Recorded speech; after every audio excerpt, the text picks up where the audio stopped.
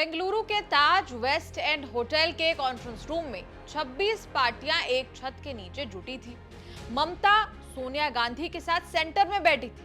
करीब 2 साल बाद मिल रही ममता और सोनिया के बीच खूब गपशप चली। इसका एक इशारा ये कि बंगाल में कांग्रेस तृणमूल में फाइट हुई भी तो फ्रेंडली होगी। ममता से 9 कुर्सियों दूरी पर बाईं ओर बैठे सीपीएम के सीताराम येचुरी और सीपीआई के डी राजा 2 दिन तक दोनों शांति से बैठे।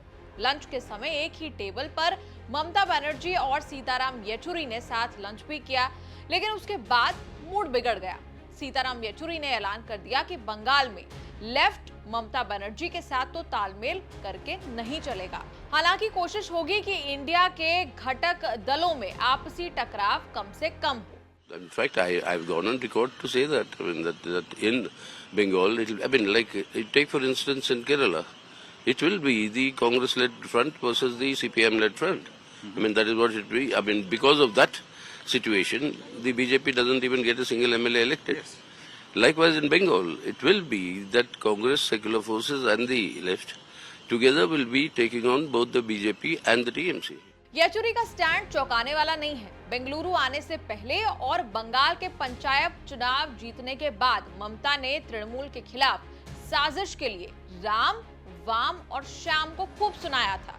राम मतलब बीजेपी, वाम मतलब लेफ्ट, श्याम मतलब कांग्रेस।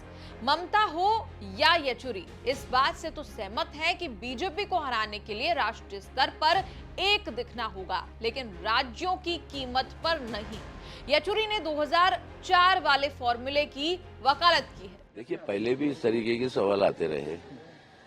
2004 के अंदर आपको याद होगा कौन कौन है वाजपेयी का मुकाबला। वाजपेयी साहब उस समय सबसे बड़े नेता थे देश के, लेकिन मुकाबला आया ना, 10 साल सरकार बनी ना एक वैकल्पिक, तो वही बनेगी, इस बार भी बनेगी। 2004 में लेफ्ट पार्टियों के 61 सांसद लोकसभा पहुंचे थे। लेफ्ट ने 57 सीटें कांग्रेस को हराकर जीती थी। फिर भी कांग्रेस सिंगल लार्जेस्ट पार्टी बनी और लेफ्ट के समर्थन से मनमोहन सिंह की सरकार 5 साल भी चली और 2009 में जीत के साथ वापसी भी की थी। कांग्रेस के रायपुर अधिवेशन में भी इस पर मंथन हुआ था, क्योंकि 2004 का फॉर्मूला टेस्टेड और ट्रस्टेड है। महाराष्ट्र में एनसीपी, आंध्र प्रदेश में केसीआर, तमिलनाडु में डीएमके, झारखंड में जेएमएम, बिहार में आरजेडी एलजेपी के साथ चुनाव लड़ी थी। 5 राज्यों की 188 लोकसभा सीटों में से 61 सीटें कांग्रेस जीती थी। पार्टनर्स को 56 सीटें मिली थी। फॉर्मूले का कमाल यह था कि कांग्रेस सिर्फ 145 सांसदों की बदौलत सत्ता में बैठ गई। बंगाल में लेफ्ट से फाइट सीधी हुई, लेकिन चुनाव के बाद मामला इतना फ्रेंडली हुआ कि यूपीए में कांग्रेस के बाद वो दूसरे नंबर की पार्टी बन गई। 2004 के पार्टनर्स में से सिर्फ केसीआर और एलजेपी से गठबंधन टूटा है, बाकी साथ है।